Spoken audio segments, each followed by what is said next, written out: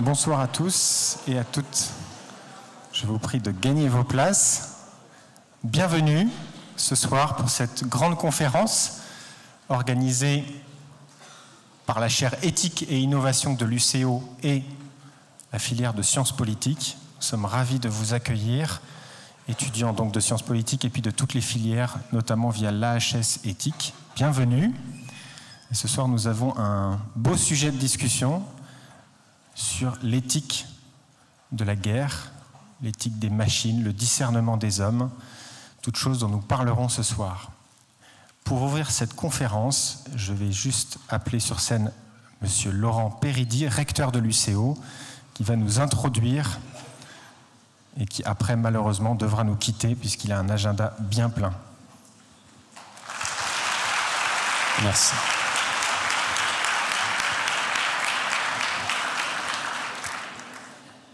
Plus qu'introduire, je vais vous accueillir et souhaiter la bienvenue, alors évidemment à tous les étudiants et toutes les étudiantes, mais bienvenue à tous les amis de l'UCO qui nous ont rejoints ce soir pour cette conférence, en saluant un recteur émérite, cher Dominique, qui est là, et Dominique Vermersch est à l'origine, est à l'intuition de la chaire éthique et innovation, donc je salue chaleureusement. Évidemment, les collègues vont introduire le conférencier. Merci au professeur Lambert d'être parmi nous. Mais c'est aussi l'occasion pour moi de remercier, de féliciter les collègues engagés dans cette chaire éthique et innovation, avec le responsable de la chaire, le père Olivier Bonwin, qui est toujours un plaisir de travailler avec Olivier, celui de Giulio qui va aussi, je crois, Giulio Deligio, participer à la conférence et à l'introduction.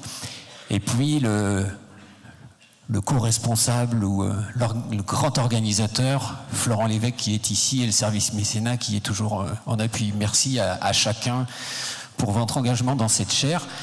Chaire qui éthique et innovation, et vous avez le titre, et chers étudiants, un certain nombre d'entre vous qui est peut-être là le 15 novembre. Le 15 novembre dernier, nous avons accueilli Boris Pistorius, un ancien étudiant de la Cato, qui est aujourd'hui ministre de la Défense de l'Allemagne, et on l'a accueilli pour honorer la mémoire des alumni de l'UCO qui sont morts au combat lors des grandes guerres du XXe siècle. Et évidemment, ce qui s'est passé ici le 15 novembre avec Boris Pistorius va probablement résonner avec un certain nombre des propos et des échanges qui vont avoir lieu ce soir. Donc vous avez la chance, chers étudiants, de participer d'avoir pu participer à cet événement le 15 novembre et puis ce soir de pouvoir réfléchir aux grands enjeux de ce monde autour de la guerre et des différentes technologies qui sont aujourd'hui engagées et qui impactent fortement notre géopolitique. Je vous souhaite à toutes et à tous une très très belle conférence et encore merci aux organisateurs.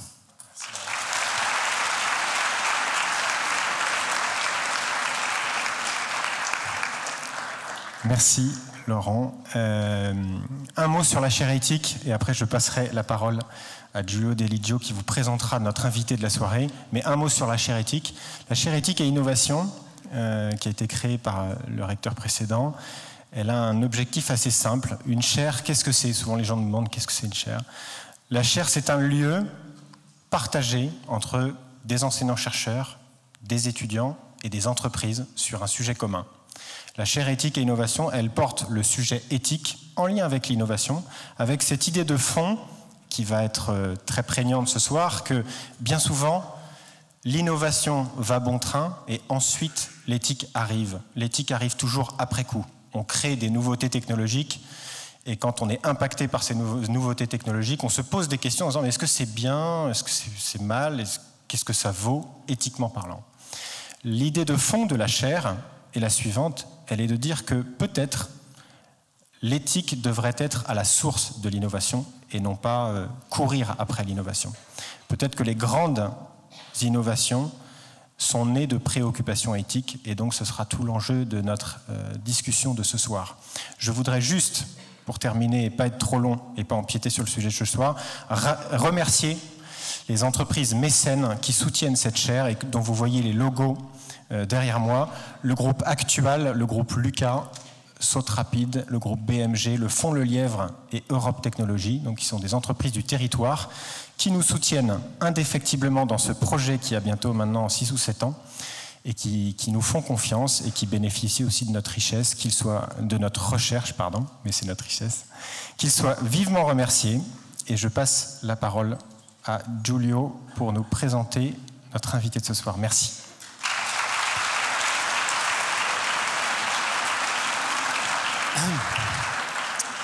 Merci beaucoup Florent. D'abord, je remercie toi, Olivier, et toi, parce que travailler avec vous dans une chaire éthique, c'est une occasion, même pour un enseignant qui commence à être âgé, de grandir de la conscience de la vie éthique. Mais c'est au nom du département des sciences politiques que je veux d'abord introduire cette conférence qui a lieu le 19 mars 2025, donc un séjour de la fête de Saint-Joseph, que les Écritures appellent l'homme juste. Et c'est pourquoi peut-être il est particulièrement beau d'introduire ce soir une conférence de la chaire éthique au nom d'un département des sciences politiques. Le spectacle du monde, ou plutôt le drame du monde, semble souvent témoigner du contraire, mais nous, ici, nous nous obstinons à penser avec Aristote que politique et éthique sont inséparables, que politique et éthique doivent être pensées ensemble, que politique et éthique sont les deux aspects du jugement que l'homme est appelé à exercer dans la vie commune. C'est un effort, comme nos étudiants le savent, je commence à le deviner, j'espère, cet effort de jugement politique et éthique est exigeant et éprouvant. Il demande qu'on éduque son esprit et qu'on tienne son cœur à jour, comme disait Peggy. Donc cet effort de jugement s'oppose aux tendances les plus visibles et les plus audibles de notre société. Quelle tendance? À ceux qui, technocrates, croient pouvoir trouver une solution technique à tous les problèmes humains. Cet effort de jugement s'oppose aussi à ceux qui, moralistes, disons, voient la morale comme une évidence agressive, comme une arme à utiliser contre d'autres. Et cet effort de jugement s'oppose aussi à ceux qui, cyniques, finissent par préférer toujours les armes militaires, les armes économiques ou les armes médiatiques, au discernement et à l'action qui réconcilie les hommes. Le professeur Dominique Lambert, que j'ai eu la joie de rencontrer l'an passé dans son université et que je reçois ce soir dans la nôtre avec gratitude, nous aidera certainement à nous affranchir de ces tendances dominantes du paysage intellectuel et moral et à clarifier notre regard. Ces titres sont imposants. Avant de les mentionner, avant de mentionner ces travaux, je voudrais surtout souligner la promesse contenue dans son œuvre, la perspective qui a introduit sa conférence, par-delà les titres et les citations. Physicien et philosophe, il nous invite à voir que la science et la foi ne s'opposent qu'aux yeux de ceux qui ne les connaissent pas. Ces travaux abordent l'analyse la plus précise des innovations contemporaines, la plus compétente, de la robotique à l'intelligence artificielle, ou les deux, sans jamais perdre de vue, quand il examine les techniques ou les innovations, sans perdre de vue la réflexion humaine qui doit précéder, accompagner et finaliser le fonctionnement des machines auxquelles nous avons recours. Professeur émérite de l'université de Namur, qui se trouve dans un pays appelé Belgique, il a enseigné dans 2 facultés qui d'habitude s'ignorent, la faculté des sciences et la faculté de philosophie, parce qu'il a un double doctorat, des sciences, ou plus exactement de physique, et de philosophie. Élève de Jean Ladrière, un de ces grands philosophes qui enseignent dans des universités qui semblent petites, le professeur Lambert approfondit les relations entre science et philosophie, entre la raison et la théologie. Sa vaste production, qui ne semblerait plus possible à notre siècle des spécialistes, inclut des travaux du coup, physique, mathématiques, biologie théorétique, philosophie, histoire des sciences, éthique appliquée et théologie. J'allais dire, et ultimement, ou toujours théologie.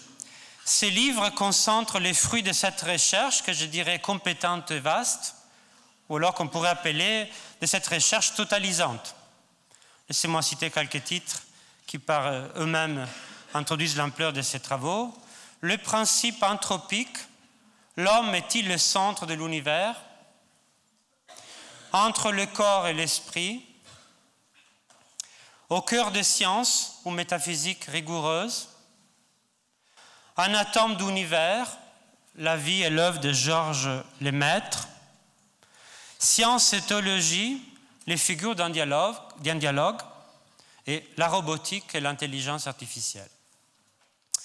Je pense qu'il nous proposera ce soir, le titre n'est plus là, mais une réflexion sur la guerre des machines et le discernement des hommes. La guerre des machines et le discernement des hommes ont un titre qui, en cette heure de l'histoire, je le crains, n'a peut-être pas besoin de présentation.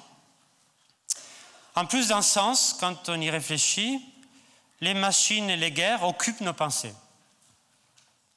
Ou plutôt, la logique des machines et des guerres en Europe occupe peut-être nos pensées à tel point qu'elle obscurcit cette logique ou qu'elle remplace la logique des guerres et des machines, le discernement des hommes.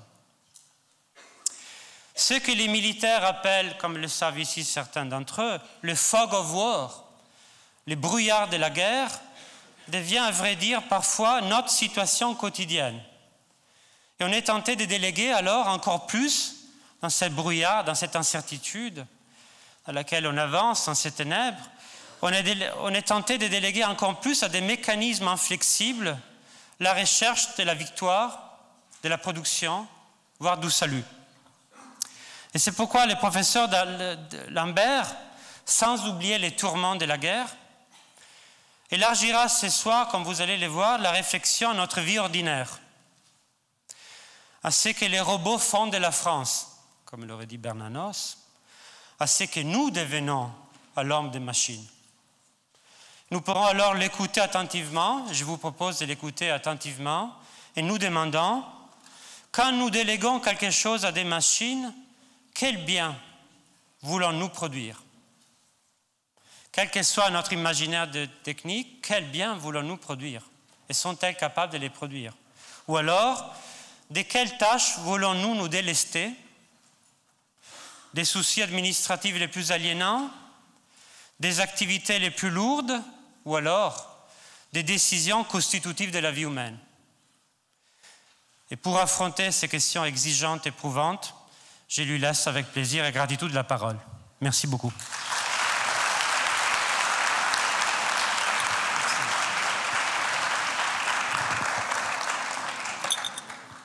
Voilà, merci beaucoup. Je tiens à remercier le recteur et l'université et le recteur honoraire par la même occasion.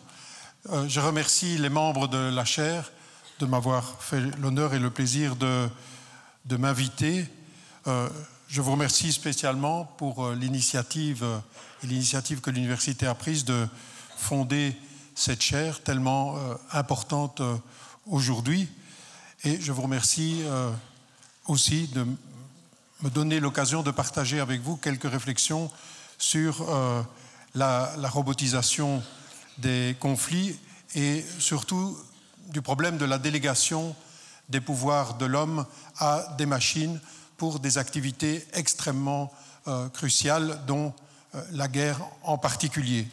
Alors, je voudrais dire tout d'abord que je n'ai pas de compétences militaires particulières, je n'ai même pas de compétences particulières en intelligence artificielle. Il se fait que mon parcours de physicien théoricien m'a amené à étudier des problèmes de logique formelle et d'algorithmique.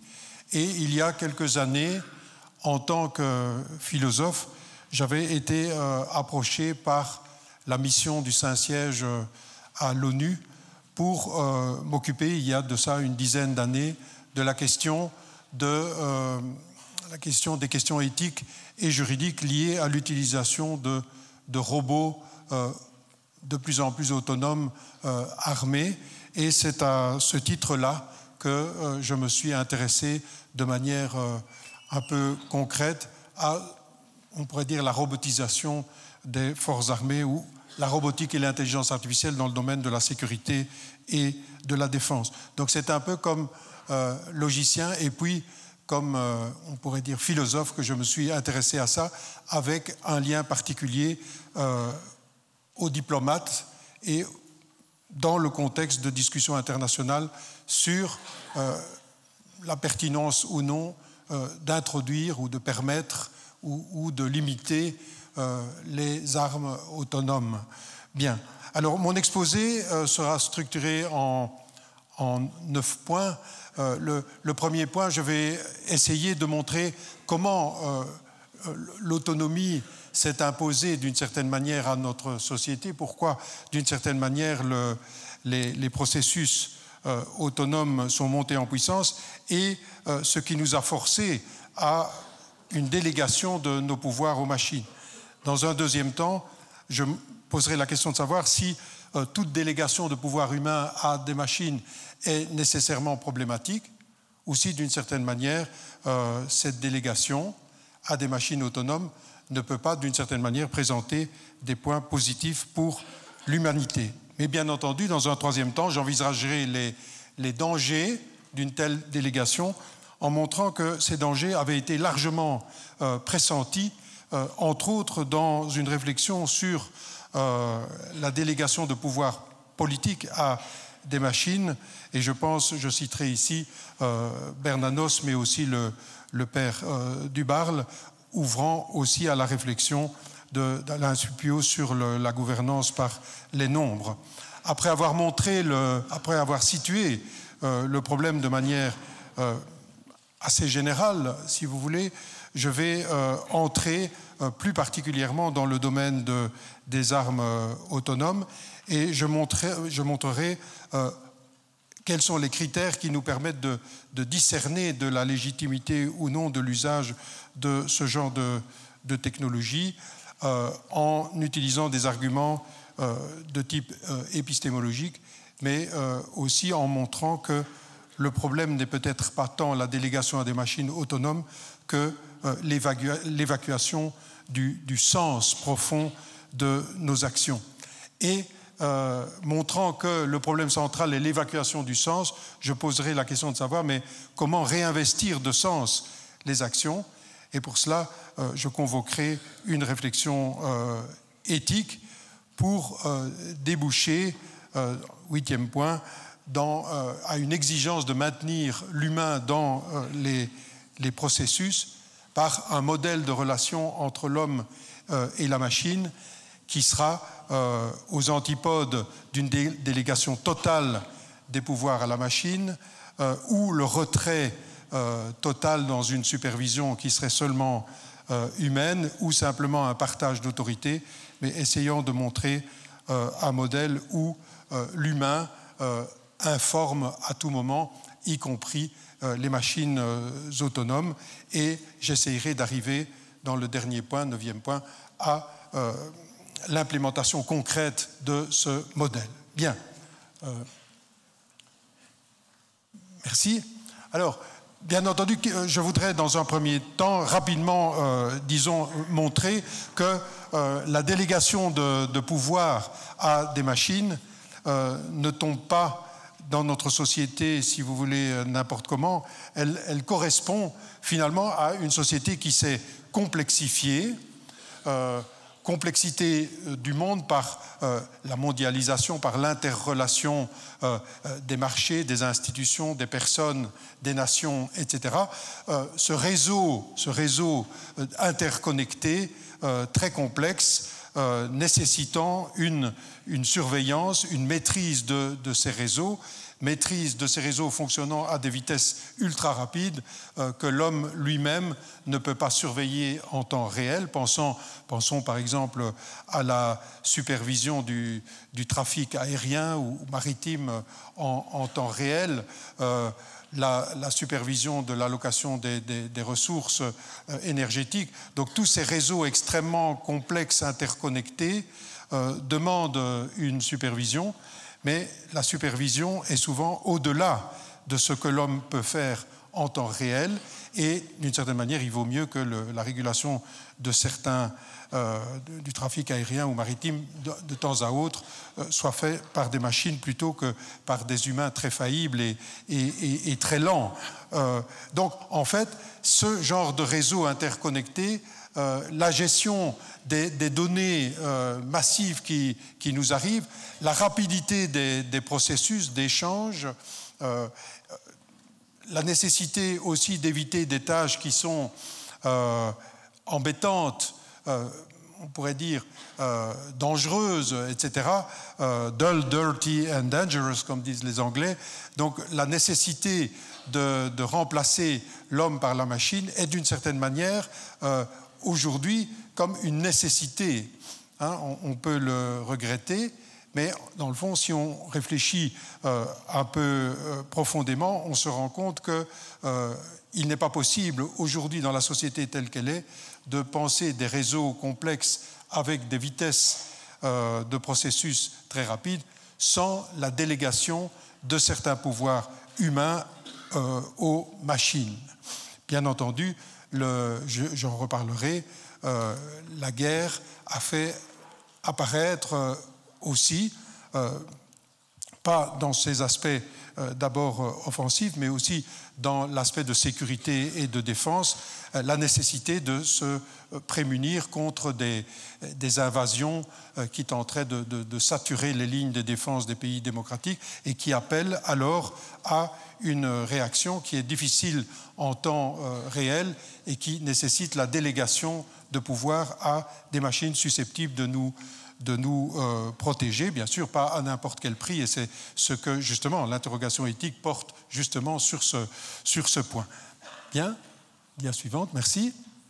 Alors, il est évident que, et ça je n'entrerai pas dans les détails, il faudrait lire, par exemple, le beau livre de Yann Lequin, cette délégation de pouvoir à des machines a été rendue possible par des développements extraordinaires de l'intelligence artificielle et, entre autres, les machines capables d'apprentissage, les machines basées sur les réseaux neuronaux, etc., ont permis, en même temps que l'acquisition de données de plus en plus importantes, a amené à développer des techniques qui nous permettent de plus en plus de doter les machines de certains degrés d'autonomie. On n'aurait pas pu imaginer dans le passé une telle autonomisation des machines sans les progrès extraordinaires de l'intelligence artificielle. Alors, par machine, bien entendu, vous pourriez me demander, mais qu'est-ce que c'est qu'une machine? Donc, j'entends ici le concept le plus général de robot. Et un robot, c'est un système qui a essentiellement 3 caractéristiques. Des senseurs qui sont capables d'acquérir des informations, des processeurs qui permettent de la traiter et des effecteurs qui permettent d'agir sur l'environnement. Ces robots d'ailleurs pouvant être physiques ou électroniques, puisque maintenant notre espace n'est plus seulement l'espace géographique, ce n'est pas non plus seulement l'espace à l'extérieur de la Terre, qui est un enjeu vital aussi aujourd'hui, y compris pour la défense, mais la plupart de nos actions se passent dans le cyberespace. Et c'est extrêmement important, évidemment, d'étendre la réflexion éthique à ce cyberespace. Donc, d'une certaine manière, nos envahisseurs ne seront pas là maintenant, mais une guerre se fait économiquement, militairement, etc., dans le cyberespace. Il suffit de suivre l'actualité, de voir ce qu'on peut pirater avec des conséquences qui sont parfois tout aussi importantes que des attaques physiques, puisque vous pouvez, en piratant un système, mettre en l'air le système informatique d'un hôpital et menacer des tas de personnes, ou perturber une centrale nucléaire avec des conséquences qu'on peut avoir sur toute une série d'éléments, non seulement énergétiques, mais pire encore peut-être pour la sécurité du pays, etc. Donc, d'une certaine manière, on pourrait dire que les robots, qu'ils soient électroniques ou physiques, ne pourraient pas avoir les capacités qu'ils ont aujourd'hui s'il n'y avait pas eu ces développements, bien entendu, de l'intelligence artificielle qui permettent l'extraction de données, l'apprentissage de toute une série de paramètres et aussi l'action sur les environnements extérieurs. Alors, ces machines ont des caractéristiques et une efficacité exceptionnelle, mais justement, notre rôle en tant que philosophe des sciences et éthicien, c'est non pas de faire une critique unilatérale de ces machines en sombrant dans une sorte de technophobie. Ce serait contraire à la nature propre de l'homme qui a toujours utilisé des outils. Et d'une certaine manière, ces outils d'intelligence artificielle, de robotique, sont tout à fait naturels à l'humain. La question est de savoir comment les utiliser, je reviendrai là-dessus, mais la question est de savoir quelles sont les limites spécifiques de ces systèmes pour mieux les utiliser. La question n'est pas de sombrer ni dans une technophobie, ni dans une sorte de technolatrie, donc les accepter tout en mesurant leurs limites pour les utiliser de manière, disons, tout à fait adéquate et respectueuse de l'humain. Alors, une des caractéristiques de ces machines, c'est de fonctionner sur la base d'extraction de corrélations. Et je voudrais simplement dire un seul mot, parce que c'est central.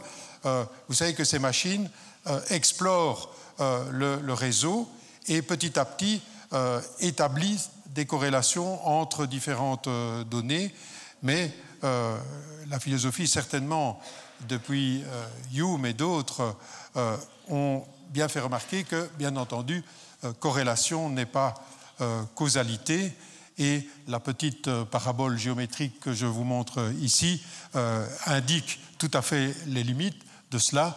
Si vous regardez ce rectangle, vous avez des segments de droite barrés par un rectangle, et d'une certaine manière, une machine et notre système perceptif visuel extrairait rapidement comme signification de cette image-là, au centre, ce sont des morceaux de droite cachés par un rectangle. Par corrélation, vous voyez, je corrèle les points proches et j'en déduis ça. Mais bien entendu, ce que vous avez sur la droite pourrait être la réalité, c'est-à-dire que ce qui est caché, ce n'est pas un segment de droite caché par un rectangle, mais c'est une courbe assez particulière qui est cachée par ce rectangle. Les corrélations que je pourrais dégager de mon expérience perceptive de tous les jours, par exemple ici je vous vois, mais je ne vous vois pas en entier, et pourtant je crois que vous avez quand même des jambes, même si je ne les vois pas, parce que dans mon expérience passée, j'ai corrélé mes perceptions et chaque fois que j'ai vu quelqu'un dans un auditoire qui avait un demi-corps, j'en ai déduit qu'il n'avait pas seulement la moitié d'un corps, mais un corps tout entier. Ça n'a l'air de rien, mais l'expérience perceptive que l'enfant fait quand vous vous cachez derrière une porte et que l'enfant et même l'animal va voir, se penche pour voir si vous êtes là en entier derrière, cette expérience perceptive est basée sur, en fait, la mémoire de corrélation. Mais corrélation n'est pas causalité. Et c'est extrêmement important pour notre propos, parce que ce n'est pas, par exemple, parce que vous avez été vu en photo avec un terroriste, parce que vous avez soigné un terroriste, que vous habitez la maison d'un terroriste, que nécessairement vous êtes terroriste, vous êtes peut-être un humanitaire, vous êtes peut-être un photographe, un journaliste, etc. Et si je fais des corrélations de ce type-ci et j'en déduis une réalité, je touche justement des limites profondes de ce genre de système. Et dans mon exemple, vous voyez, moi je ne veux pas être simpliste, il y a beaucoup de corrélations qui sont intéressantes pour rejoindre la réalité. Ce que je vous disais de la perception usuelle, il est heureux que sur base de corrélations perceptives, nous ayons accès à la réalité dont je parlais tout à l'heure. Mais dans certains cas, la corrélation ne permet pas d'atteindre la causalité et le réel. S'il y a du réel, il y a des corrélations d'un certain type, mais s'il y a des corrélations, ça ne correspond pas au réel nécessairement que je voudrais poser. Bien. Alors, je n'entrerai pas, bien entendu, dans les détails de cela, mais aujourd'hui, la plupart des systèmes qui sont basés sur les big data, sur ces données en quantité extraordinaire que nous pouvons acquérir, eh bien, ces méthodes sont basées sur l'extraction progressive de structures, de régularités, d'invariants, mais qui, d'une certaine manière, ne donnent pas nécessairement accès à toutes les dimensions de la réalité. Et c'est un point essentiel pour comprendre à la fois l'efficacité des méthodes et à la fois leurs limites. Oui, merci. Alors, en fait, ce que je voudrais dire dans un premier temps, c'est que la délégation de pouvoir à des machines n'est pas nécessairement néfaste. Je me souviens qu'il y a une dizaine d'années, quand j'ai rejoint la mission à l'ONU, la mission du Saint-Siège à l'ONU, un certain nombre de collègues, et moi-même d'ailleurs, nous étions persuadés que l'autonomie donnée à des machines pouvait être préjudiciable à l'homme. Il ne fallait surtout pas déléguer des pouvoirs à la machine, parce que l'humain devait rester maître des processus. Et je me souviens de la réflexion d'un ingénieur qui était dans notre mission et qui nous a fait réfléchir sur l'expérience du crash de l'avion de la Germanwings, où le pilote s'était enfermé dans le cockpit, avait désactivé les systèmes de sécurité, puisque quand un avion descend en dessous d'une altitude, il y a des systèmes automatiques qui, évidemment, permettent de redresser le vol. Mais là, il y avait une désactivation, visiblement, des systèmes de sécurité.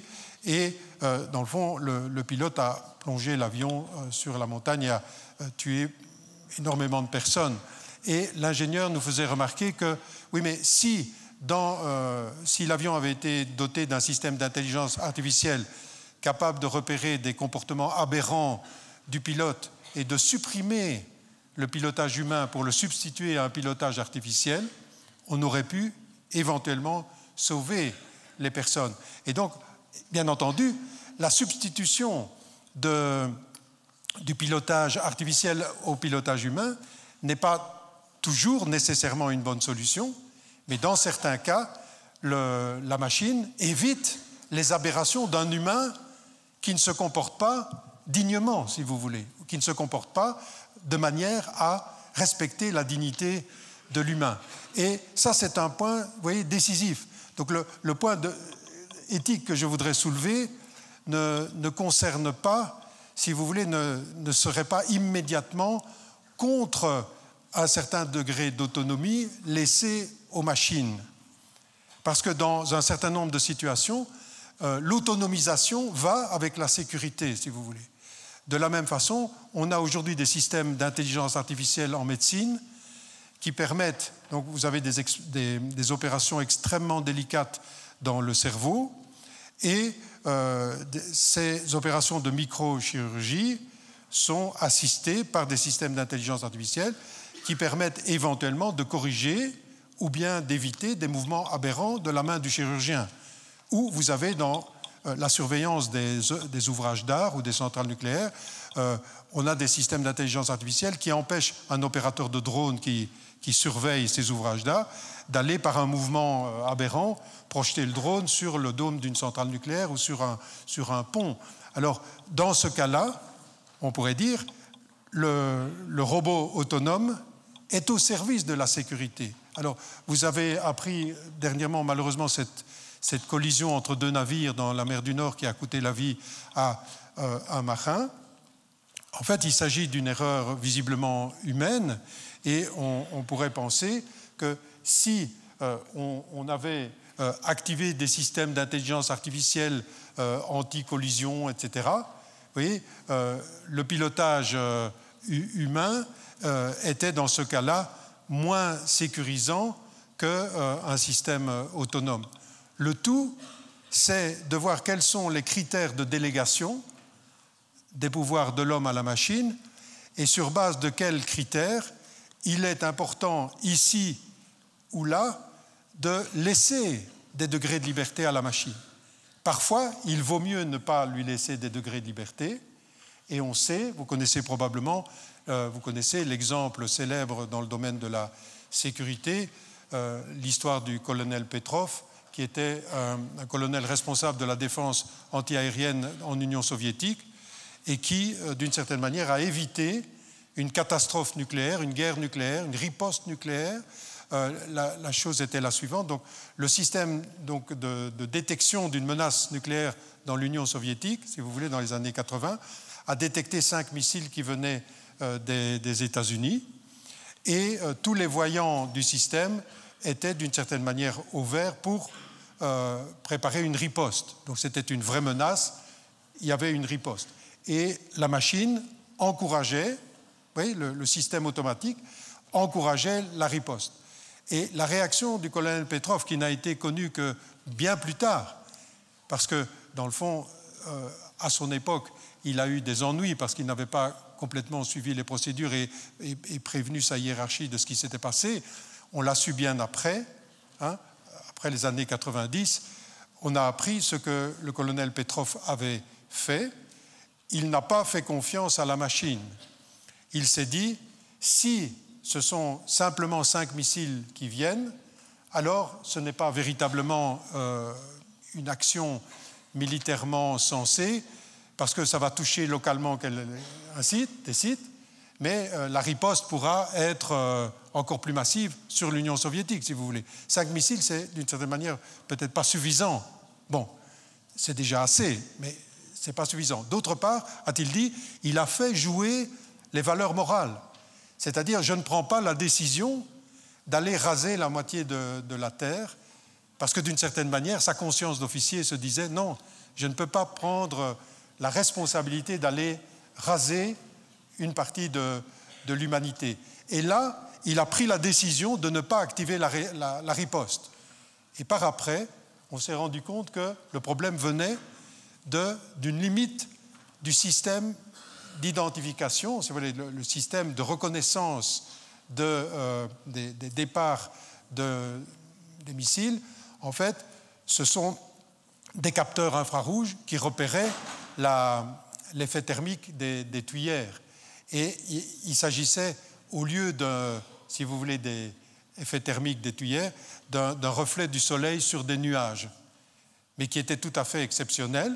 Et donc, le colonel Petrov, vous voyez, heureusement que dans ce cas-là, il y avait une sorte de fusible humain qui pouvait sauter, il y avait le moment de la réflexion qui permettait une décision, vous voyez, qui a sauvé l'humanité. Mais d'autre part, vous voyez, avec les exemples, c'est que nous ne pouvons pas être simplistes, vous voyez, dans la mesure où on a certaines circonstances du type Germanwings, collision de bateaux, mais en sécurité et défense, si nous étions subitement sous la menace de missiles qui essayent de saturer nos lignes de défense, bien entendu, la légitime défense voudrait qu'on utilise des systèmes antimissiles, et c'est très difficile de les utiliser en temps humain raisonnable. Et donc, d'une certaine manière, pour notre sécurité et conformément au principe de légitime défense, il serait légitime d'utiliser un système de réponse automatisé. Je verrai la différence avec autonome. Et donc, au revoir.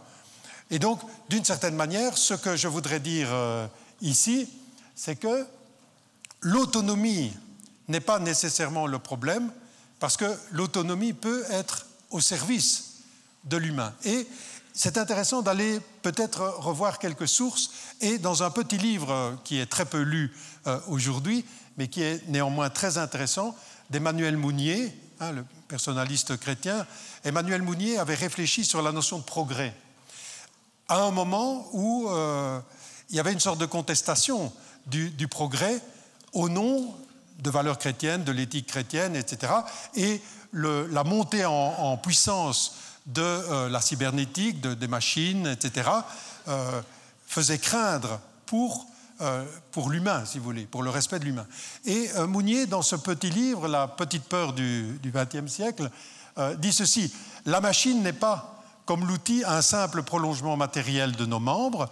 Elle est d'un autre ordre, une annexe de notre langage, une langue auxiliaire des mathématiques pour pénétrer, découper et révéler le secret des choses, leur intention, etc., leur disponibilité inemployée. Donc, en fait, les machines, ce n'est pas seulement, vous voyez, comme un marteau, c'est quelque chose qui prolonge des capacités cognitives profondes de l'humain. Aujourd'hui, un mathématicien ne pourrait plus faire des mathématiques sans Mathematica, sans des logiciels de calcul symbolique, etc. Et personne n'oserait dire que ça, c'est pas faire des mathématiques que d'utiliser ça. Non, c'est comme un prolongement, oui, de ses capacités cognitives. Mais, disait Mounier, et ça c'est intéressant, la machine sera mortelle chaque fois qu'elle pliera les hommes à ses banalités, à ses répétitions, à son dogmatisme primaire. Autant et pas plus que nos philosophes. Car Mounier disait, il y a peut-être autant de risques dans des philosophies, vous voyez, dans des philosophies qui, d'une certaine manière, ne sont pas très dignes de l'humain que dans des machines qui desserviraient la cause de l'humain. Oui, mais elle peut être aussi, la machine, hein, la poésie bouleversante de nos mains. Poésie au sens grec du terme, c'est-à-dire création. Donc la machine peut aussi, dans son autonomie, être un outil de création. Et il faut rappeler la belle réflexion de Bergson à la fin des deux sources de la morale et de la religion, dans lequel il dit, c'est un très très bel ouvrage, dans lequel Bergson essaye de montrer que, et c'est une des leçons intéressantes, au moment où montent les totalitarismes en Europe, Bergson montre que la seule évolution possible et digne de l'homme, c'est d'une certaine manière une évolution qui brise les clôtures des sociétés, qui brise les enfermements et qui, d'une certaine manière, laisse la place à autre chose. À qui? Aux héros et aux saints, dit Bergson, ces gens qui, à toutes les époques, ont brisé les clôtures et les enfermements totalitaires pour s'ouvrir à quelque chose de plus grand, de plus beau, autrement dit, pour créer quelque chose que les systèmes clôturés ne pouvaient pas. Et Bergson dit, l'homme ne se soulèvera au-dessus de la terre que si un outillage puissant lui fournit un point d'appui. Il devra peser sur la matière s'il veut se détacher d'elle. En d'autres termes, la mystique appelle la mécanique. Et c'est quelque chose de peut-être d'étonnant. Ça veut dire que, dans le fond, les outils d'intelligence artificielle, de robotique, etc., nos aides cognitifs au calcul, à la créativité, etc., peuvent être des outils qui libèrent nos mains et nos esprits pour que nous puissions consacrer plus de temps à quelque chose de plus grand. Et donc, ce que je voudrais faire passer comme message, c'est qu'il y a dans cette belle phrase de Bergson quelque chose qui est un remède à la technophobie, si vous voulez. Il y a quelque chose dans la technique qui peut être au service de la créativité, au service de l'humain, à condition, bien entendu, à condition de ne pas tomber dans les folies meurtrières que dénonçait Emmanuel Mounier. Dia suivante, merci. Alors, ces dangers de la délégation de pouvoir à des machines, hein, donc j'ai dit, la délégation de pouvoir à des machines n'est pas nécessairement négative, mais bien entendu, elle peut l'être. Et s'il faut lire Mounier et s'il faut accueillir l'optimisme bergsonien, il faut aussi accueillir la réserve critique de Bernanos. Et Bernanos a écrit un beau livre, La France contre les robots, à une période où la cybernétique, la science des machines qui se gouvernent elles-mêmes, des systèmes asservis, diraient les ingénieurs, se développe. Et Bernanos dit ceci, et je le lis, un monde, on est en 1947, un monde dominé par la force est un monde abominable. Et on est au sortir de la Seconde Guerre mondiale. Mais le monde dominé par le nombre, par les pixels, par les bits, tout ce que vous voulez, hein, le monde dominé par le nombre est ignoble. Alors pourquoi? La force fait tôt ou tard des révoltés. Elle engendre l'esprit de révolte, elle fait les héros et les martyrs. Ok. La tyrannie abjecte du nombre est une infection lente qui n'a jamais provoqué de fièvre. Il n'y a pas il n'y a pas dans notre société une sorte de révolte massive contre le fait que l'on suit tout le temps vos profils numériques. Vous avez ouvert vos ordinateurs, vos smartphones, vous communiquez ici en permanence. Les réseaux recueillent des tas d'informations et il n'y a pas, en gros, il y a des réflexions dans le monde universitaire, il y a des groupes qui attachent de l'importance à la critique, ça. Mais en général, il n'y a pas une révolte massive contre l'utilisation de vos données, qui par ailleurs peuvent vous faire vous recommander des choses qui ne sont pas nécessairement très respectueuses de l'humain. Eh bien, ici, déjà, Bernanos disait c'est une infection lente qui n'a jamais provoqué de fièvre. Le nombre crée une société à son image, une société d'êtres non pas égaux, mais pareils. En fait, ce que font les systèmes qui recueillent des informations à vos sujets et les recommandations que vous recevez sur vos ordinateurs vous considèrent comme en fait des pions dans un échiquier où vous êtes définis par des profils numériques et d'une certaine manière, ce que vous êtes en profondeur, votre dignité profonde, vos caractéristiques d'originalité, chacun d'entre nous ici, nous avons des originalités, que nous sommes tous différents et tous très riches. Mais ça, les systèmes d'intelligence artificielle ne le voient pas. Vous êtes des profils normalisés auxquels on donne des recommandations standards, etc. Et ce que dit Bergson, c'est nous sommes une société d'êtres non pas égaux, mais pareil, simplement reconnaissables à leur empreinte digitale. C'est le profil numérique, si vous voulez, avant la lettre. Il est fou de confier au nombre la garde de la liberté. Et je terminerai, si j'y arrive, j'avais été frappé par une citation d'un général américain qui disait exactement au bout d'un de ses discours, il serait fou de confier le droit de tuer tout et n'importe qui simplement à des machines, sans la médiation de l'officier, du décideur humain. Dia suivante, merci.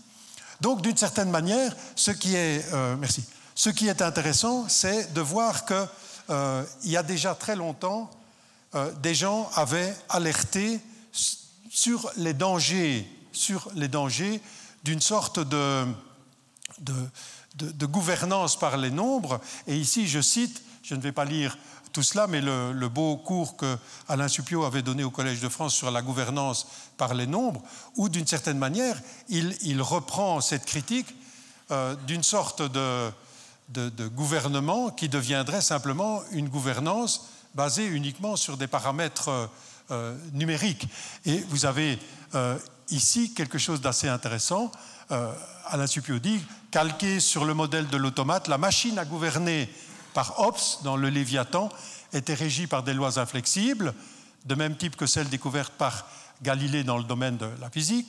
Conçue aujourd'hui sur le modèle cybernétique, la machine à gouverner n'est plus régie par des lois au sens du droit, mais par des programmes assurant son fonctionnement homéostatique, c'est-à-dire qui se gouvernent par elle-même, à l'instar d'un organisme biologique. Et donc, on assiste aujourd'hui, d'une certaine manière, à la réalisation de ce que un Bernanos, d'une certaine manière, avait pressenti.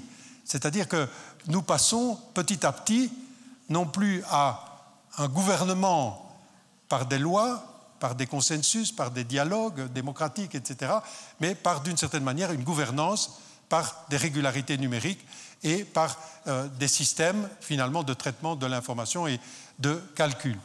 Dia suivante, merci. Merci. Voilà.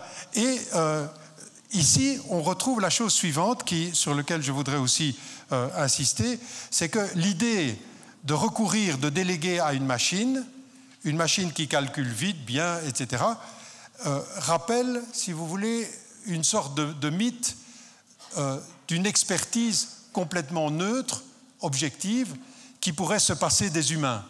Et dans les années 60-70, il y avait eu une sorte de critique de l'expertise, parce qu'à l'époque, c'était l'époque où on introduisait le nucléaire et d'autres technologies, on disait d'une certaine manière que le problème des technologies, c'est uniquement un problème d'ingénieur. Ou c'est le problème d'une centrale nucléaire, c'est simplement un problème pour physiciens nucléaires. Or, une technologie, c'est bien sûr un outil technique, mais c'est quelque chose qui engage un modèle de société. Hein, on a vu que l'introduction de Internet, donc on pourrait dire que l'introduction d'Internet est liée à la mise en connexion de scientifiques au CERN, mais à partir du moment où Internet est lancé, ça structure d'une certaine manière les communications en société. La société ne sera plus jamais la même avant et après Internet, si vous voulez. La technologie induit un modèle de société. Si vous décidez de remplacer les guichets de gare par des automates, si vous décidez cela, ça va structurer un certain type de rapport entre les humains qui n'existaient pas avant. Et donc, la technologie suscite, d'une certaine manière, un modèle social, politique, économique d'un certain type qui va renforcer la technologie, qui va en faire naître d'ailleurs d'autres. Et l'idée dans les années 70, c'était de dire, mais dans le fond, les problèmes technologiques doivent être confiés simplement aux experts parce qu'on aura la solution optimale, objective, neutre, etc. Aujourd'hui, avec l'intelligence artificielle, la robotique, la délégation de pouvoir à des machines, on se retrouve un peu dans la même situation.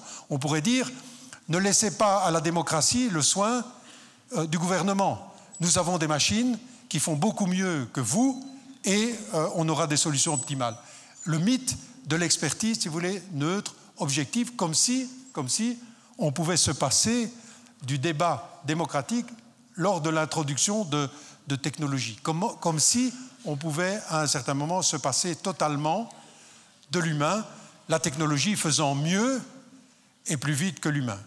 Alors, bien entendu, la technologie fait souvent plus vite, etc., fait parfois mieux certaines tâches, mais le fait de croire que la technologie serait a priori une instance parfaitement objective qui aurait la solution à toutes sortes de problèmes humains, c'est là que se trouve le problème qu'il nous faut regarder de près.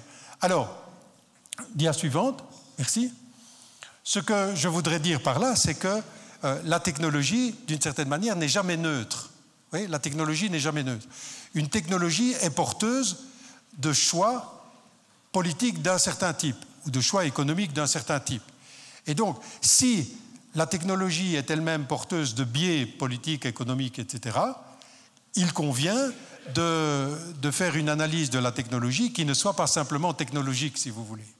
Il faut détecter dans la technologie ce qui induit possiblement un schéma de société donné. La technologie n'est pas neutre. D'ailleurs, dans Laudato Si, le pape François avait souligné, et dans les documents récents, l'aspect important de considérer les technologies comme des choses qui ont déjà une sorte de charge éthique.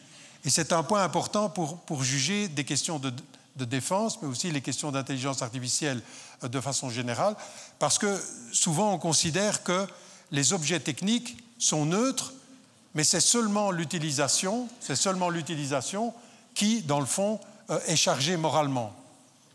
Mais quand vous pensez à des algorithmes, j'écris un algorithme en pensant résoudre un problème social. Et je dis, voilà, l'algorithme en soi est neutre éthiquement. C'est les gens qui vont l'utiliser qui vont commettre des fautes ou non. Rien de plus faux, rien de plus faux. Et je vous donne un tout petit exemple qui est lié au problème central en intelligence artificielle, qui est le problème des biais. En Belgique, une de mes collègues de la faculté de droit de mon université a étudié un système du ministère des Finances belge qui épinglait les fraudeurs. Et ce système croisait des tas de bases de données et détectait si une personne avait menti en disant qu'il vivait seul dans un logement. Et comment? Parce que si vous êtes seul ou en couple, etc., ça change un certain nombre de choses au niveau financier, si vous voulez, pour l'État, pour le fisc. Et en fait, ce système était basé sur le croisement de bases de données. Sur quoi se basait-on? Sur la consommation d'eau et sur la consommation énergétique. Et dans le fond, en faisant ça, on a épinglé non pas les fraudeurs, mais des tas de gens précarisés, parce que les gens précarisés habitaient des logements mal isolés, donc beaucoup de consommation énergétique, les tuyaux étant souvent fissurés, beaucoup de consommation d'eau, et on a épinglé pratiquement uniquement des personnes précarisées et pas des personnes qui étaient des fraudeurs. Le biais des algorithmes est déjà un certain type de charge. Celui qui n'a pas étudié les biais ou testé les biais des algorithmes est déjà, d'une certaine manière, non pas moralement neutre, mais engagé moralement. Donc, les outils d'intelligence artificielle, qu'elles soient dans n'importe quel domaine, et aussi dans le domaine de la défense, bien sûr, les outils d'intelligence artificielle et de robotique ne sont pas comme simplement un marteau. Un marteau, je peux l'utiliser pour le bien ou pour le mal, mais le marteau en lui-même n'a pas de charge morale. Mais un algorithme a déjà quelque chose comme une sorte d'inclination vers un certain nombre de comportements. Et donc, il n'est pas du tout un outil neutre. Et ça change, évidemment, la manière dont l'éthique va regarder ce genre de système. Pour les questions de sécurité et de défense, on peut très bien écrire des algorithmes qui déterminent des cibles potentielles intéressantes, importantes, mais les critères qui sont inscrits dans ces algorithmes comportent nécessairement un certain nombre de biais. Je vais juste en dire un mot un peu plus tard, et engagent, bien entendu, dans une voie qui n'est pas neutre de manière éthique. Bien, merci. Alors, pour en venir à cette question qui nous occupe, les questions de la défense, ce qu'on a vu depuis les années 50, c'est certainement la montée en puissance de l'automaticité et puis de l'autonomisation des systèmes. Alors, vous avez simplement ici, vous devez lire le beau livre de Singer, Wired for War, qui reprend l'histoire de la robotique militaire et qui montre que c'est d'une certaine manière une histoire continue qui correspond à la nécessité de mettre le combattant à l'abri, à distance, etc. Et donc, l'introduction de la robotisation n'est pas du tout récente, mais ce qui, bien sûr, a été récent, c'est le développement de robots performants servant à la reconnaissance et puis à l'armement de ces robots permettant d'effectuer des opérations à longue distance sans soi-même être affecté. D'où toute une série de questions sur la guerre asymétrique, parce que bien entendu, la guerre se fait à distance sans effets directs sur le pilote, mais bien entendu des effets indirects éventuellement en choc en retour sur les populations civiles puisque d'un côté on ne perd pas de soldats, de l'autre on perd des gens et d'une certaine manière le retour c'est éventuellement la croissance du terrorisme, etc.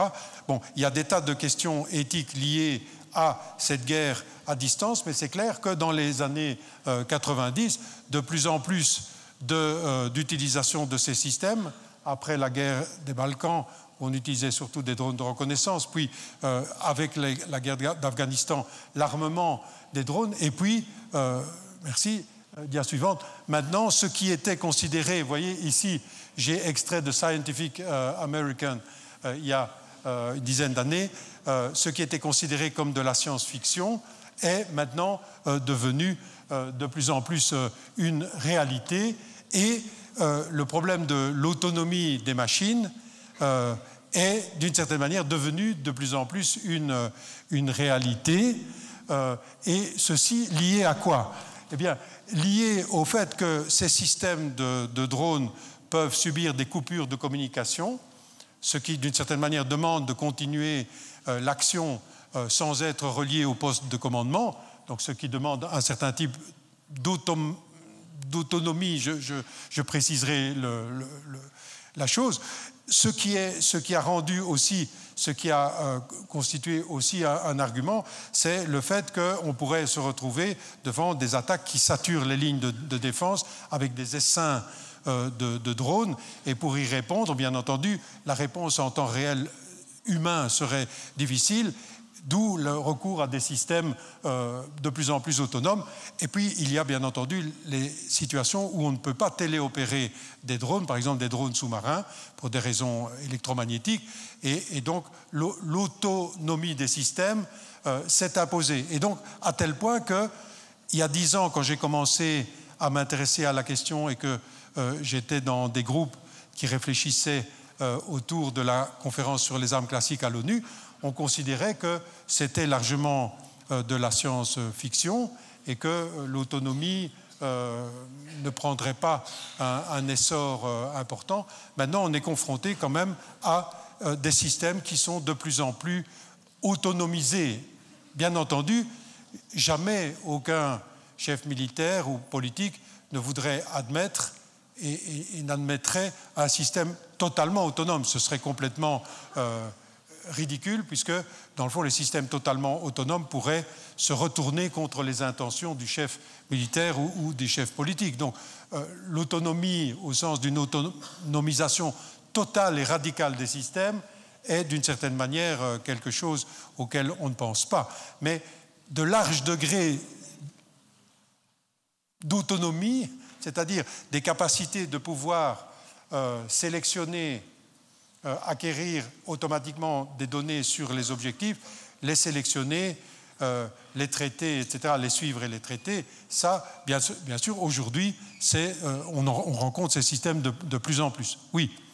Alors, donc, la miniaturisation de ces systèmes, le changement, vous voyez ce que vous aviez mis en image de ma conférence, la miniaturisation de ces systèmes, l'utilisation de ces systèmes en essaim, etc., a pu engendrer une sorte de nouvelle course aux armements avec des déstabilisations, des équilibres que l'on connaissait avant. C'est, d'une certaine manière, une sorte de phénomène de la reine rouge comme dans l'évolution biologique, où, d'une certaine manière, chaque attaque mène à une contre-attaque qui mène elle-même à une nouvelle attaque par des moyens de plus en plus sophistiqués, et il y a une sorte de déstabilisation, et la question est de savoir, mais comment gérer ce point-là. Bien, alors, je dis juste un mot sur les mots que j'ai utilisés. Pour faire de l'éthique de ces systèmes, il convient de ne pas confondre automaticité et autonomie. Il y a tout un spectre qui va des systèmes automatiques qui répondent de manière, avec des règles, à un certain nombre de menaces, à des systèmes qui pourraient se reprogrammer, qui pourraient se redonner de nouveaux objectifs, etc. Il y a tout un spectre entre les deux. Vous voyez ? Automaticité, c'est effectuer soi-même la machine effectue elle-même, donne des réponses suivant des règles standards. L'autonomie à haut degré, ce seraient des systèmes qui pourraient s'adapter à l'environnement, éventuellement se reconfigurer leur programme pour pouvoir se redonner de nouveaux objectifs cohérents avec la mission. Donc, l'éthicien qui veut faire de l'éthique précise devra distinguer précisément les cas d'automaticité. Vous voyez, on sait l'ensemble de tous les comportements possibles d'une machine, et l'autonomie qui serait l'autonomie absolue, où je n'aurais même plus de prise sur l'ensemble de tous les comportements possibles. Et ça change beaucoup de choses au niveau de l'éthique, si vous voulez. Si je connais les réponses possibles d'une machine, alors je peux l'utiliser dans certains contextes de manière moralement légitime. Je sais par exemple que j'utilise un système de défense dans une zone où il n'y a pas de civils et qui sert purement et simplement à une réponse automatique à une menace qui vient sur moi. On peut penser à des systèmes de défense de navires, par exemple. Si un missile arrive, il y a une réponse automatique et je sauve l'équipage. Ça, d'une certaine manière, c'est quelque chose qui est une réponse légitime, okay, et qui peut se faire en connaissant l'ensemble des comportements possibles de l'arme. Maintenant, une arme qui serait capable, sans la médiation humaine, de se redonner des objectifs en s'adaptant purement et simplement à l'environnement, là, ce serait dangereux. Et il y a eu des expériences qui ont été faites aux États-Unis où on a simulé un combat dans lequel on avait un opérateur qui commandait un drone et qui devait s'occuper d'une cible. Et le système d'intelligence artificielle avait laissé toute la possibilité à l'opérateur, toutes les possibilités pour, on pourrait dire, satisfaire aux exigences de la mission. Ce qui s'est passé, c'est que le système d'intelligence artificielle a tué l'opérateur de drone. Pourquoi? Parce que l'opérateur de drone avait mis comme contrainte que justement on ne pouvait pas éliminer, on ne pouvait pas tirer sur un hôpital. Mais pour atteindre l'objectif de façon plus efficace, le système jugeait qu'il valait mieux faire sauter l'hôpital pour avoir les gens qui étaient derrière. D'où il en a déduit qu'il fallait tuer l'opérateur de drone pour continuer de manière autonome. Ça, c'est le vrai problème. Oui? Donc, dans ce cas-là, on ne connaît pas nécessairement l'ensemble des possibles. Et si vous avez fait peut-être un peu de mécanique statistique ou de probabilité, vous savez que ce n'est pas parce que quelque chose est aléatoire qui n'est pas maîtrisable de façon mathématique. D'accord? Moi, je veux bien, aujourd'hui, jouer à pile ou face avec vous, et je vous donne ma maison et tous mes livres de maths auxquels je tiens beaucoup, je vous les donne si, au cours du jeu pile ou face, sort 500 fois pile. Tout à l'heure, à la sortie de l'auditoire, je joue avec vous. Je joue à pile ou face. Et s'il sort 500 fois pile, je vous donne ma maison. Après, il dit, ah non, vous ne pouvez pas jouer au hasard. Mais je ne joue pas au hasard. La loi des grands nombres, le théorème central limite, me dit que même si le phénomène est purement aléatoire, il y a des régularités statistiques qui sont prévisibles. Donc, dans le domaine de la sécurité et de la défense, ce ne serait pas parce qu'un comportement ne serait pas localement prévisible que je ne pourrais pas le borner par des probabilités, si vous voulez, fiables. Par contre, il est des choses dans l'évolution de fog of war, dans le brouillard de la guerre, que je ne peux pas prédire. Pourquoi? Parce que l'ensemble des possibles n'est pas connu, et si l'ensemble des possibles n'est pas connu, alors je ne peux pas attribuer une probabilité. Oui? Dans le pile ou face, je connais tous les possibles. Je ne sais pas ce qui va sortir maintenant de pile ou face, mais je sais que ce sera pile ou face. Et je peux donner une mesure de probabilité, 1/2, si la pièce n'est pas truquée. Mais donc, je peux, même si le système est stochastique, avoir des régularités qui me permettent de ne pas connaître éventuellement la réaction d'un robot, mais statistiquement, je sais toutes les réactions que le robot pourra avoir. Par contre, si j'ai un robot dont je ne peux pas assurer tous les comportements possibles, si je ne connais pas l'ensemble des possibles, je ne peux pas attribuer une probabilité. Et c'est là où, d'une certaine manière, j'entre dans le domaine de l'histoire. Est-ce qu'il y a un modèle mathématique qui permettrait de prédire le comportement d'un acteur dans un terrain de guerre, un acteur qui va surgir brusquement et qui va faire une action que personne n'avait prévue? Mais non, l'ensemble des comportements des humains n'est pas nécessairement rationnel, n'est pas nécessairement lié à des régularités. Il n'y a pas de théorie mathématique de l'acteur économique individuel. On peut faire de la théorie des jeux, on peut faire des statistiques, mais il n'y a pas de théorie mathématique de la psychologie individuelle. Je fais ça maintenant, regardez. Est-ce que depuis toute éternité, il y avait une loi qui permettait de prédire ça? Qu'un jour, étant à Angers, je ferai ça lors d'une conférence. Et vous allez dire, non. Pourquoi? Parce que l'ensemble des comportements possibles, vous voyez, est d'une certaine manière impréconcevable. Stuart Kauffman, un des grands biologistes théoriciens, disait, et c'est quelque chose qui est intéressant dans le domaine des robots militaires, c'est que si vous définissez algorithmiquement ce qu'est un tournevis, okay, est-ce que vous pouvez, a priori, prédire l'utilisation possible du tournevis? Alors vous allez dire, ben oui, le tournevis sert à tourner les vis. Non, je m'en sers pour gratter mon dos. Je m'en sers pour faire tenir une fenêtre qui ne tient plus, etc., etc., etc. Et l'ensemble des utilisations possibles du tournevis est, d'une certaine manière, largement impréconcevable. C'est-à-dire, je ne peux même pas concevoir l'ensemble des possibles. Et c'est justement là où la critique doit porter.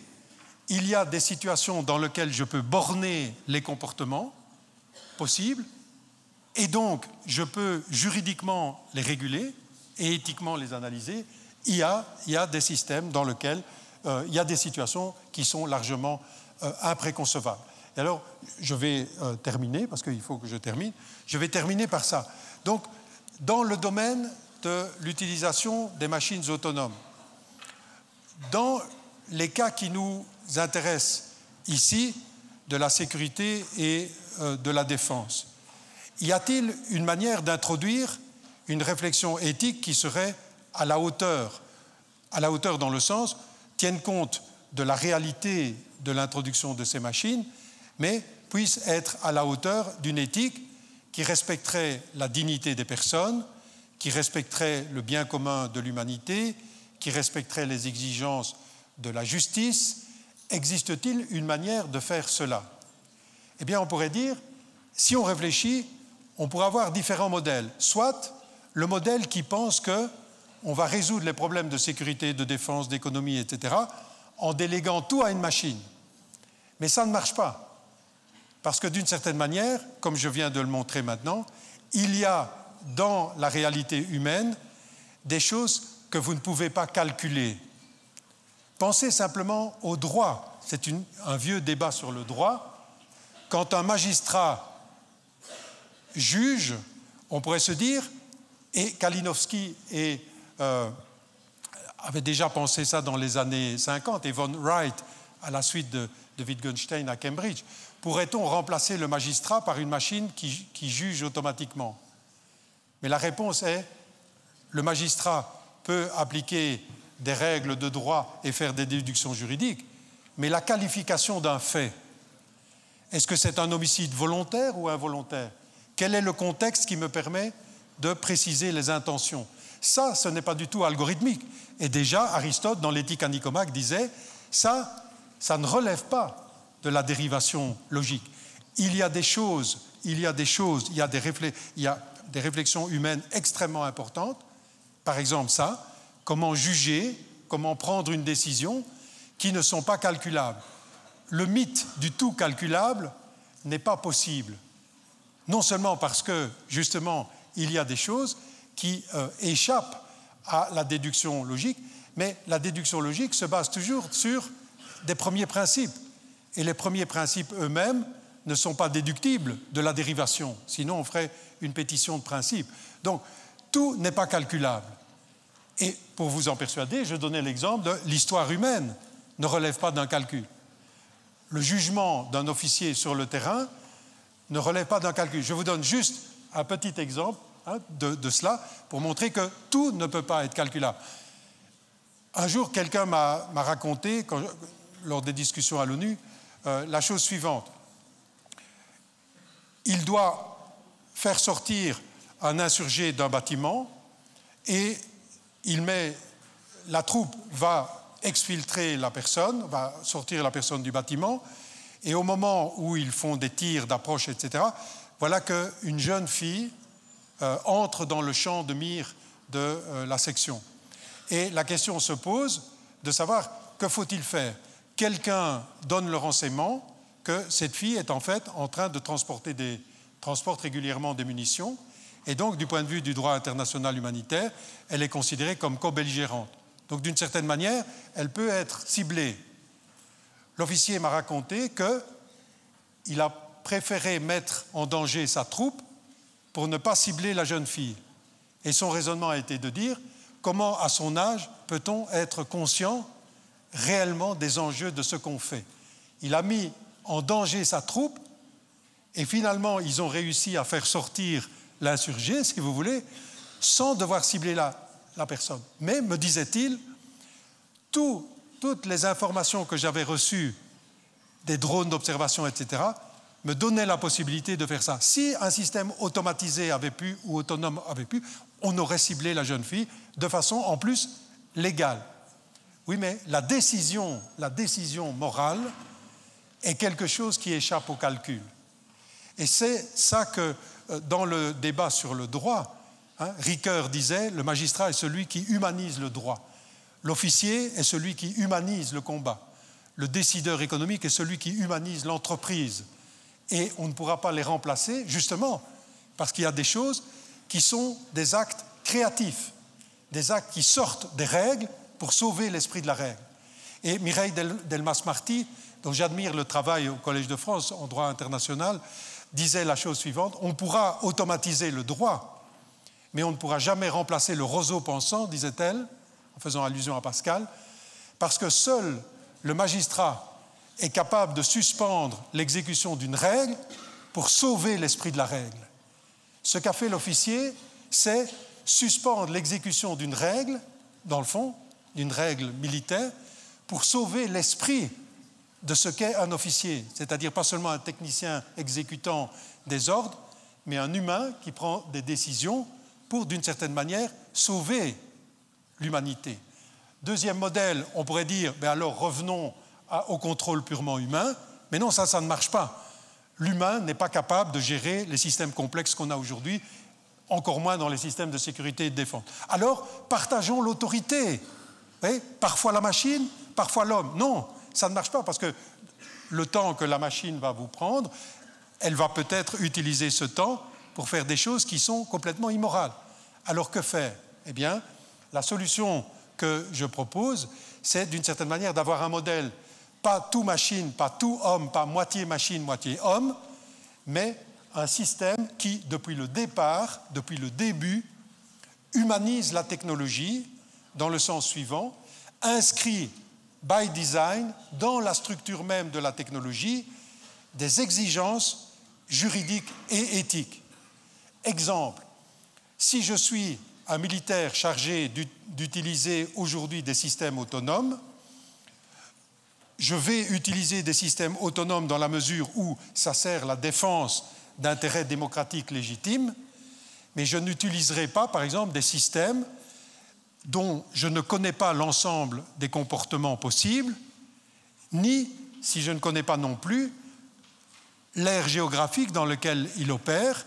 Et s'il opère dans une aire géographique, je devrais prévoir dans les algorithmes des choses qui vont permettre de désactiver le robot armé s'il sortait de sa zone ou s'il commençait à adopter des comportements indignes du droit international humanitaire ou des principes, des règles d'engagement, etc. Donc, inscrire dans les processus, dans le processus de conception, de développement et d'utilisation de ces machines, quelque chose qui serait compatible avec le droit et les principes éthiques. Et ça, vous pourriez me dire, est-ce que c'est possible? Mais oui, juridiquement, l'article 36 du premier protocole additionnel aux conventions de Genève prévoit que lorsqu'on développe une arme nouvelle, on doit pouvoir assurer que cette arme reste compatible avec le droit international humanitaire. Et donc, on pourrait se dire, je pourrais utiliser des armes autonomes dans la mesure où l'autonomie va protéger des intérêts légitimes et moralement défendables. Mais je n'utiliserai pas des choses qui, a priori, ne seraient pas supervisées de manière un peu signifiante, cohérente par l'humain, dans la mesure où utiliser des systèmes qui ne seraient pas animés de l'intérieur par l'humain conduirait à des choses qui sont contradictoires avec l'humain. Et si, d'une certaine manière, on se pose la question, mais votre éthique, c'est une éthique arbitraire, on pourrait se dire, mais pourquoi vous avez défendu la défense du droit international humanitaire, la dignité de la personne? Quelqu'un pourrait me dire, mais pourquoi vous avez défendu ça? C'est dans votre culture, moi je défends autre chose. Je répondrai la chose suivante, ce que je fais, c'est simplement appliquer un principe d'auto-cohérence anthropologique, c'est-à-dire agir avec les machines, autonomes ou non, de telle manière que ton action ne se retourne pas contre l'humanité, car un jour ou l'autre, c'est toi qui en feras les frais. Et donc, il existe aujourd'hui dans le droit international des outils qui permettraient, d'une certaine manière, d'exiger que les technologies soient animées de l'intérieur et depuis le début de leur conception par l'esprit du respect de la dignité, du bien commun, de la justice, etc. C'est possible, peut-être en passant par les institutions internationales. Et il y a un très beau livre de Laure de Roussy-Rochecombe sur l'intelligence artificielle et la guerre moderne, dans lequel elle plaide, elle, pour inscrire un contrôle de la force dans le protocole des conventions de Genève. Et c'est quelque chose d'intéressant. Ça veut dire qu'on doit inscrire au plus haut niveau quelque chose qui serait comme un respect de l'utilisation de ces machines, un respect qui conduirait au respect de l'humain comme tel. Et donc, je clôturerai en disant, ce n'est pas tant de l'autonomie des machines dont il faudrait avoir peur dans les questions de sécurité et défense, mais c'est plutôt avoir peur de ceux qui délèguent sans éthique ni droit des pouvoirs qui pourraient se retourner contre eux. Et donc, dans ce sens, effectivement, il faut redouter plus les humains qui mettent en œuvre des machines qui ne seraient pas profondément contrôlées par l'esprit profond de la dignité humaine, plutôt que de craindre des machines qui, de toute manière, sont créées par nous. Je fais l'acte de foi qu'un jour, des gens se lèveront pour défendre une conception des machines digne de l'humain, en utilisant tous les ressorts possibles du droit pour inscrire dans les machines, by design, les exigences de respect de cette éthique respectueuse de l'humain. Je vous remercie.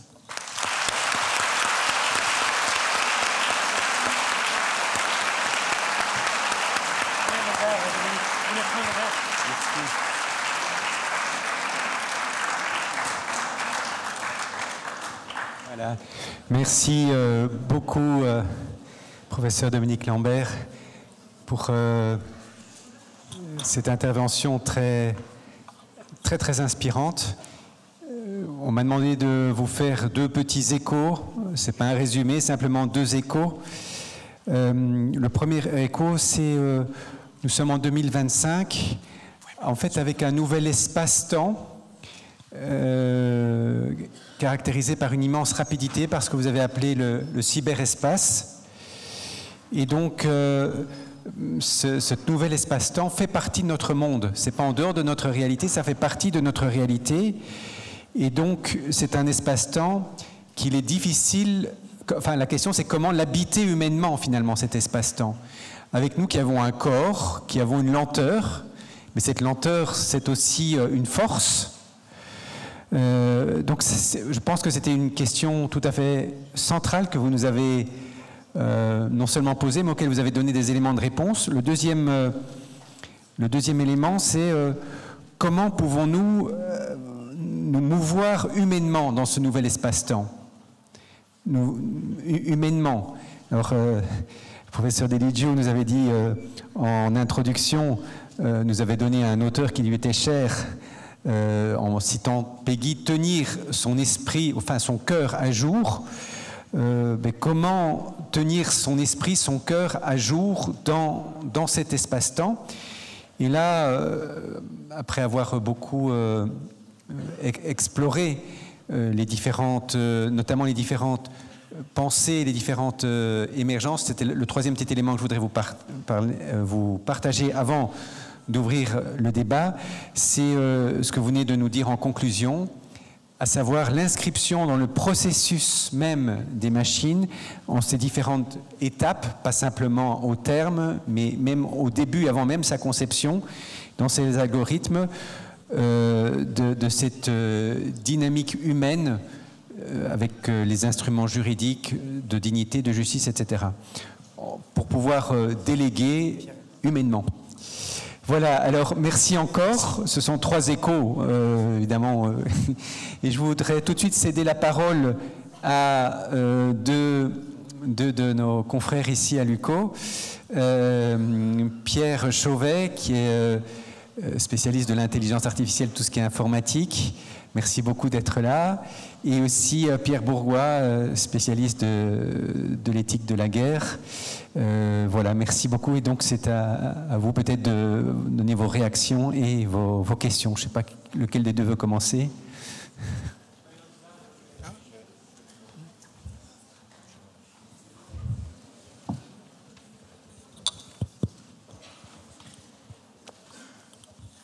Oui, merci beaucoup pour cette très belle conférence. Alors moi, effectivement, donc je fais de la recherche en intelligence artificielle. On a de très belles applications dans le domaine de la santé. J'ai aussi eu l'occasion de travailler un petit peu avec des militaires dans le cadre de formation, pas vraiment sur de la recherche.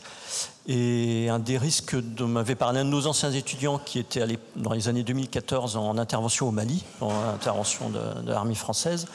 Il était en renseignement militaire, il m'a dit la grosse différence avec ses collègues américains de l'OTAN qui étaient aux États-Unis, c'est qu'ils étaient sur le terrain, c'est-à-dire qu'ils ressentaient leur corps, la chaleur du désert, etc., quand ils allaient frapper des cibles. Là où leurs collègues américains eux, étaient dans des bâtiments avec l'air conditionné, pouvaient revoir leur famille le soir, etc. Et donc, effectivement, c'est le problème de la déréalisation. Alors, c'est pas seulement un problème d'armes autonomes, parce que c'est pas ça, c'est plutôt de le faire de très très loin, parce que la technologie le permet, ne le permettait pas il y a quelques années. Et donc, c'est cet aspect, effectivement, dont vous pourriez parler un petit peu, que dans l'apprentissage, on apprend effectivement des corrélations dans des textes, dans des données qui sont parfaitement maîtrisées, enfin, théoriquement parfaitement maîtrisées. Mais nous, on apprend aussi par notre corps, enfin, par notre relation, parce que je suis à un moment, j'ai trop chaud, j'ai trop froid, enfin, j'ai d'autres informations qui viennent qu'on ne sait pas transmettre en fait à unir. Voilà. Oui, merci beaucoup. Effectivement, c'est un point essentiel de la différence entre, d'une certaine manière, le jugement humain et la machine. C'est que le rôle de l'expérience dans le corps vécu et d'une certaine manière, je ne peux être sensible à la souffrance de l'autre que si moi-même je peux expérimenter quelque chose de la souffrance dans mon corps. Et donc l'intelligence artificielle, même dans le domaine quel que soit, enfin, souvent fait fi de l'incarnation de l'intelligence dans un corps. Nous pensons avec notre corps.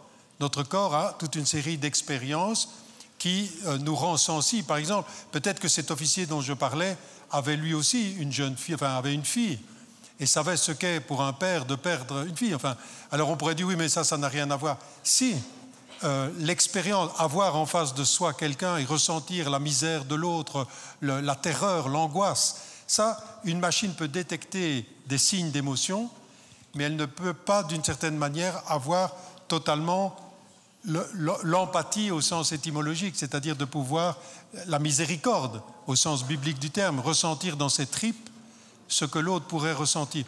Et donc je crois que ça c'est un point tout à fait essentiel, c'est que je pourrais remplacer des hommes par des machines, mais je ne pourrais jamais remplacer d'une certaine manière une expérience singulière que j'ai faite et qui va me conduire, moi, juge, chef d'entreprise, officier, à prendre une décision, peut-être qui ne va pas suivant les règles, mais qui m'est dictée soit par ma conscience morale, soit par quelque chose qui est comme une compassion. Hein, et ça, je trouve que c'est essentiel. Et on pourrait dire, oui, mais c'est des paramètres émotionnels pas très importants. Si, ça peut tout changer. Je me souviens d'un témoignage encore d'un officier qui disait, vous avez parlé de la différence entre l'armée française et les États-Unis, le simple fait d'entrer dans un village habillé comme des Robocop, en n'enlevant pas des lunettes de soleil, etc. Un officier me racontait qu'il s'était lui-même, il avait enlevé son casque, son gilet pare-balles, etc., pour aller dialoguer avec quelqu'un dans une maison. Et le résultat était tout à fait différent de ce que les Américains avaient obtenu. Les gens disaient, lui m'a parlé d'homme à homme, tandis que les autres, ce sont des hommes augmentés, des machines qui viennent interagir sans véritable relation. Et je trouve qu'il y a quelque chose de tout à fait juste dans la formation morale des officiers, etc. C'est pas seulement d'exécuter une tâche comme une machine à faire la guerre. Un officier n'est pas une machine à faire la guerre. C'est quelqu'un qui contrôle la force avec une âme respectueuse de l'humain. Dans les meilleurs des cas, bien entendu. Hein. Mais je crois que là, il y a un point, c'est la question de l'incarnation. Le père Pascal Marin à Lyon a écrit un beau livre sur cet aspect de la nécessaire incarnation de... Vous voyez, les machines n'ont pas de corps. Les machines n'ont pas cette longue histoire que nous avons. Et cette histoire, nous pensons aussi bien avec notre cerveau qu'avec le reste de notre corps. Et ça, c'est tout à fait essentiel. Donc merci. Professeur Lambert, merci beaucoup pour votre intervention qui, en effet, je pense non seulement alimente beaucoup des thématiques d'actualité, mais plus largement s'inscrit dans une perspective de temps long sur la réflexion éthique qui renvoie à la doctrine de la guerre juste, et donc je vous remercie pour votre présentation. J'avais quelques remarques, questions, qui sont des questions ouvertes, et évidemment on pourra en discuter après. Moi, je travaille sur le soldat augmenté et j'ai l'impression que c'est un peu les mêmes problématiques qu'il y a derrière cette logique, cette dualité entre les machines et l'humain. La question que j'avais, c'était comment vous percevez la possibilité de régulation éthique dans un contexte de compétition stratégique où justement les intérêts des nations perdurent. On se rend compte parce que justement, vous êtes évidemment au courant sur les actions et les directives du comité d'éthique de la défense, par exemple en France, distinguer ce qu'on appelait les SALA et les SALIA, donc système d'armes létaux autonomes et système d'armes létaux intégrant un degré d'autonomie, pardon. Et en fait, ce qui pour moi est une position relativement ambivalente. On se rend compte que la France et les États-Unis, que ce soit sur le soldat augmenté ou sur la thématique des robots tueurs, jouent un double jeu, j'ai quand même l'impression, c'est-à-dire se positionnent éthiquement ou non, mais je me rends compte quand même ne se lient absolument pas les mains en matière de régulation. Et à côté de ça, vous avez évidemment les puissances non démocratiques qui, elles, n'hésitent pas à développer ces systèmes-là. Donc je voulais avoir votre avis sur ça, sur comment réguler dans un monde justement de tech guerre qui continue où la compétition stratégique continue à perdurer. Et aussi un autre point qui était sur le rôle aussi des acteurs privés. Nous avons tendance souvent à penser le monde encore en termes westphaliens et en termes statocentrés. Or, évidemment, les acteurs privés, je parle pas du tout d'Elon Musk, je parle de manière générale des acteurs privés et les acteurs transnationaux qui pourraient aussi perforer notre conception traditionnelle du droit international et de l'éthique de la guerre. Merci beaucoup en tout cas. Oui, merci pour vos deux questions. Comment agir en face d'un adversaire qui, d'une certaine manière, utiliserait tous les moyens et entrerait dans une escalade pour essayer de submerger des pays démocratiques. Bon, la première chose que je répondrais, c'est que il faut utiliser, il ne faut pas être naïf, donc il faut utiliser des moyens proportionnés pour se défendre. Bon, maintenant, on ne peut pas se défendre n'importe comment. Entre autres, on ne peut pas se défendre en devenant aussi barbare que les barbares. Donc, ce qu'il faut faire, c'est utiliser un mode de réponse proportionné, approprié, qui, dans la mesure du possible, bien entendu, respecte les exigences du droit international humanitaire et respecte un certain nombre de principes fondamentaux. Alors, on pourrait se dire, la seule façon de faire ça, c'est d'essayer d'intervenir au niveau le plus haut, c'est-à-dire avoir une régulation qui permette du haut de juguler les débordements. Donc si on arrivait progressivement à fédérer un certain nombre d'États parties pour essayer de limiter le plus possible l'usage d'armes qui ne seraient pas entièrement contrôlées, si on veut, au sens où je l'ai défini tout à l'heure. Donc, moi, je trouve que la réaction, une réaction primaire serait nous aussi, on va devenir les barbares et on va aussi escalader. Mais ça, ce serait contraire, ce serait contraire d'une certaine manière à un principe de respect de la dignité humaine. Ce qu'il faut faire, c'est faire jouer tous les leviers juridiques possibles au niveau international pour éviter ce genre d'escalade et pour marginaliser ceux qui se comportent comme ça. Alors, on pourrait dire, l'analogue économique, c'est d'une certaine manière ce que l'Europe fait dans l'IA Act et ce que font les Chinois et les Américains, etc., en ne mettant pas les mêmes restrictions, disons, juridiques et éthiques sur l'innovation, l'intelligence artificielle. Alors on pourrait dire, est-ce qu'il faut faire comme les Américains ou les Chinois? Moi je dirais non. Je crois que l'Europe a quelque chose d'intéressant à proposer dans la mesure où elle met en place éventuellement des garde-fous pour éviter que sur son territoire, on ne puisse avoir des débordements ultra-libéraux, etc. Donc on puisse, d'une certaine manière, par des moyens légaux, faire triompher le droit et l'éthique. Bon, alors pour l'instant, on n'y arrive pas très bien, puisque dans la Convention sur les armes classiques, on n'est pas arrivé à avoir un protocole, disons, interdisant les laws, les armes autonomes, bon, les systèmes létaux autonomes. Bon, maintenant, on pourrait se dire, et ce n'est pas une raison de ne pas continuer pour essayer de baliser le plus possible et de contrôler le plus possible. Donc, mais moi, je crois que ça ne pourra se faire que si on passe au niveau international. Et si on a une stratégie de marginalisation de ceux qui sombrent dans la barbarie. Et à terme, ce sera d'une certaine manière quelque chose d'innovant. Moi, je crois qu'on peut faire de la robotique innovante en proposant des choses qui sont dignes de l'humain. Parce qu'un jour ou l'autre, des machines laissées sans supervision, un jour se retourneront, même contre les intérêts militaires des pays. Et donc, il faut montrer, moi je montrerai de l'intérieur, comment des systèmes purement autonomes seraient contradictoires avec même l'intention politique des, entre guillemets, barbares. Parce que personne ne peut désirer avoir des systèmes qui, un jour ou l'autre, se retourneront purement et simplement contre nous. Or, les machines, dans le fond, dépolitisent et déresponsabilisent. Hein. Donc, ce sont des écrans derrière lesquels on peut se cacher, qui font n'importe quoi et qui vident l'intention politique et militaire. Mais on pourrait montrer que même les pires des barbares ne voudraient pas des machines qui suppriment leurs intentions. Donc, par argument d'autocontradiction, on pourrait dire, mais non, ça, on ne peut pas au niveau international penser à des machines qui enlèvent tout contenu politique à l'action, ou même tout contenu militaire. Et ça, c'est un argument qu'on pourrait faire jouer, un argument de cohérence anthropologique, si on veut.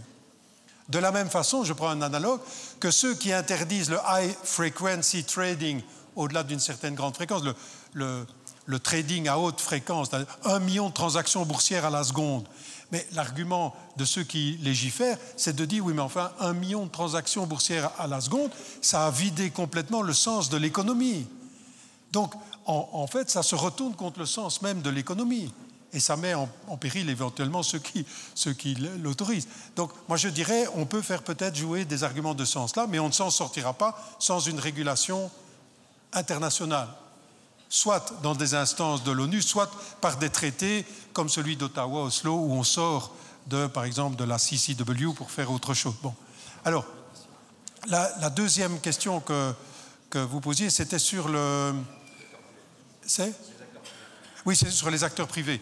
Là, je trouve qu'il faut être extrêmement prudent, parce que le fait d'introduire des acteurs privés dans des contextes de guerre font d'eux des co-belligérants, par exemple, pourraient être considérés comme des co-belligérants. Ça veut dire qu'une entreprise qui fait, je ne sais pas, des logiciels qui utilisent certains satellites qui guident les missiles dans certains pays, pourrait être considérée comme participant aux hostilités et pourrait peut-être être ciblée par l'État qui est menacé. Et donc, ce qu'il faut, je trouve, réfléchir, enfin, ce sur quoi il faut réfléchir à ça, c'est le fait que tous ces réseaux d'acteurs privés et cette dissolution on pourrait dire, des responsabilités, etc., peut amener à un changement qui pourrait être préjudiciable pour les privés eux-mêmes. Et donc, pour moi, la gestion de la force doit rester, le contrôle de la force doit rester une prérogative étatique, et le déléguer à des sociétés privées, c'est extrêmement dangereux.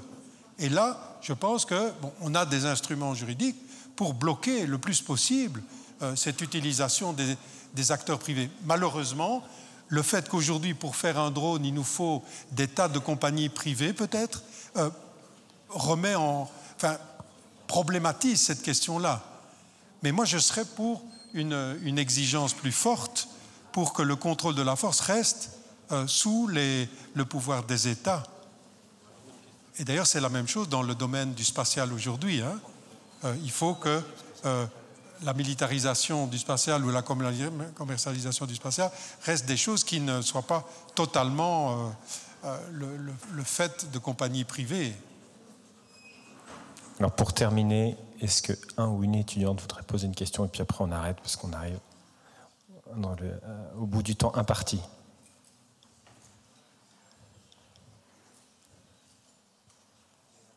Oui. Pardon. Quelqu'un? Non? Oui? Non?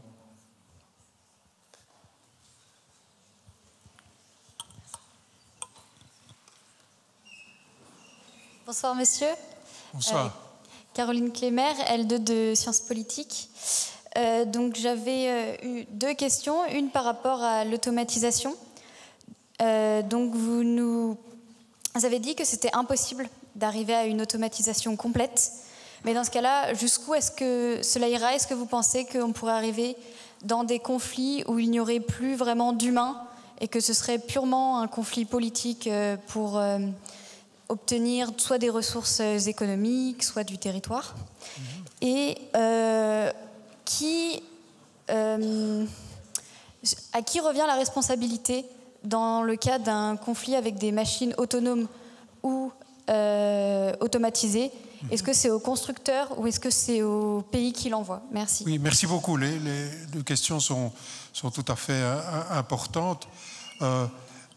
En fait, ce que j'ai dit, c'est peut-être pas tant qu'on ne puisse pas avoir des machines totalement autonomes. On pourrait construire des machines qui se reprogramment, qui s'adaptent, etc. Donc on pourrait le faire. Hein.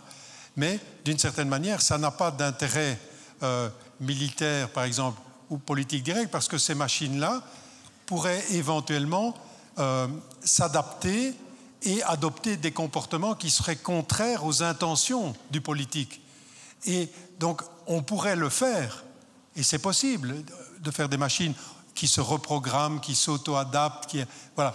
Mais, d'une certaine manière, c'est quelque chose auquel on ne pense pas concrètement, parce que ce serait... Tout décideur politique ou militaire veut utiliser des machines à des fins données, avec une intention.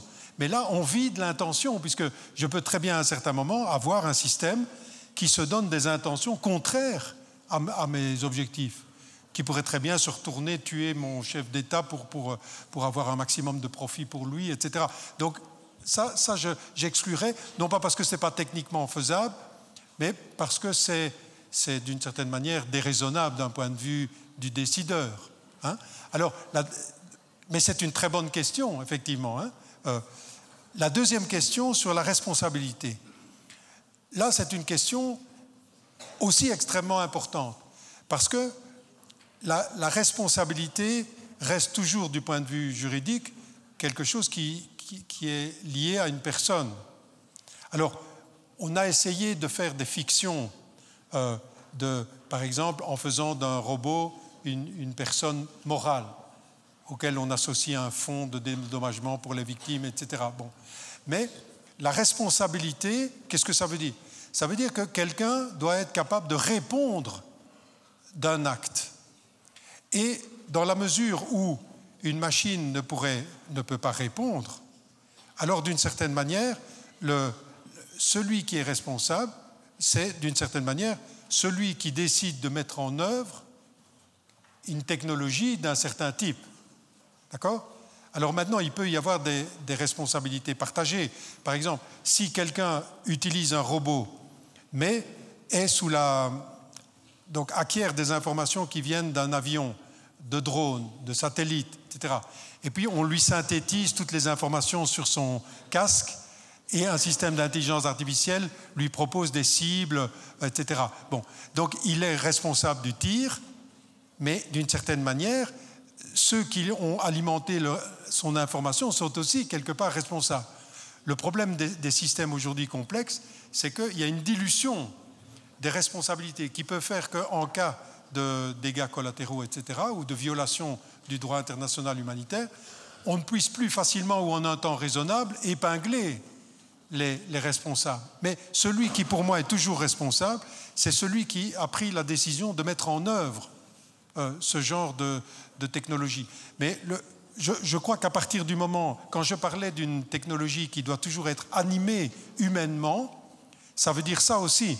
Ça veut dire qu'à aucun moment, je ne peux couper la chaîne de responsabilité.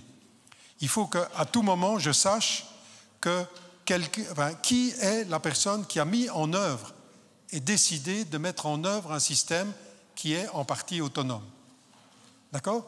Et là, la personne qui utilise ça et provoque des dégâts collatéraux ou des violations du droit international humanitaire est passible de peine, de sanctions pénales.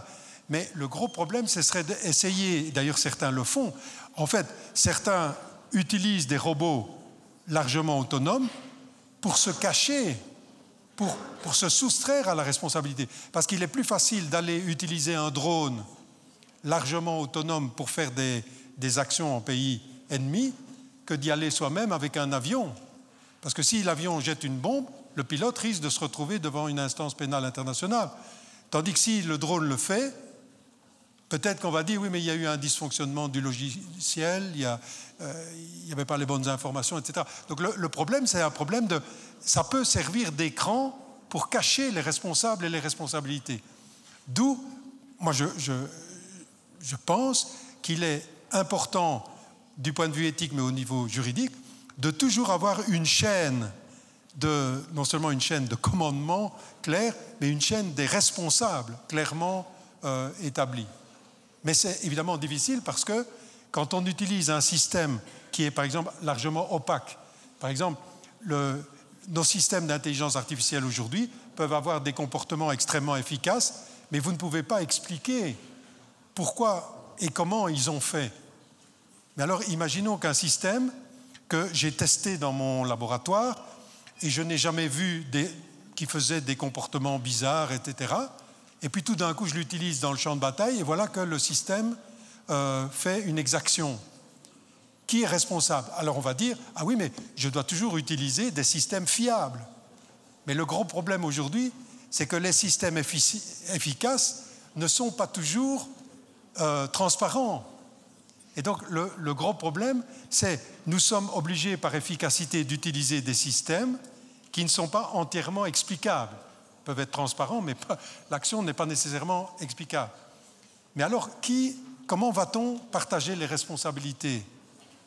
C'est une question vraiment difficile. Donc, merci, peut-être que vous avez à inventer une nouvelle solution créative pour résoudre le problème. Ce sera le mot de la fin. Merci, professeur. Merci beaucoup.